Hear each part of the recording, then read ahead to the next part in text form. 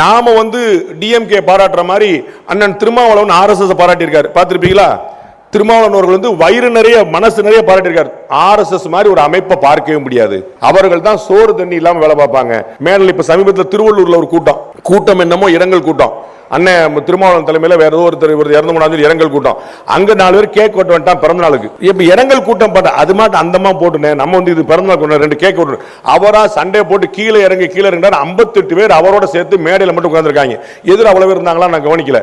So இவ்வளவு பேர் பூரா கொண்டு அவர் ஒரே சத்தமா போட்டு கத்தி குமிச்சு திட்டுறார். நீங்க என்ன இப்படி இருக்கீங்க, நீங்க என்ன இப்படி திட்டுறாரு. ஆனா அவரே சொல்லியிருக்கிறாரு, ஆர்எஸ்எஸ்ல என்னைக்காவது மாநில தலைவர் யாரு, தெற்கு தலைவர் யாரு, வடக்கு தலைவர் யாரு, பிரபாரி யாரு, பிரச்சாரக் யாரு அப்படின்னு யாருக்காவது தெரியுமா? அவங்க என்னைக்காவது மேடையில முண்டி அடிச்சிருக்காங்களா? என்னைக்காவது தலைவருக்கு பின்னாடி போட்டோ எடுக்க நின்று இருக்காங்களா? அப்படி சர்வ பரித்தியாகம் செய்யல, குடும்பம் கூட்டி கூட இல்லாம திருமணம் கூட செய்யாம ஆர்எஸ்எஸ் உழைக்குது அப்படின்னு அண்ணன் திருமாவளவன் வாயால, வசிஷ்டர் வாயால பிரம்மரிஷி பட்டம் வாங்கின மாதிரி அண்ணன் திருமாவளவன் வாயால ஆர்எஸ் அப்படி வாங்கியிருக்கு. ஆர்எஸ்எஸ் அப்படி பேர் வாங்கியிருக்கே, பாஜக அப்படி பேர் வாங்கியிருக்கா? அதான் ரொம்ப முக்கியமான கேள்வி. அப்படி பேர் வாங்காம, அப்படி ஃபீல்டு ஒர்க் பண்ணாம, அப்படி உழைக்காம ஓட்டு அதிகரிக்க முடியும்னு நினைக்கிறீங்களா?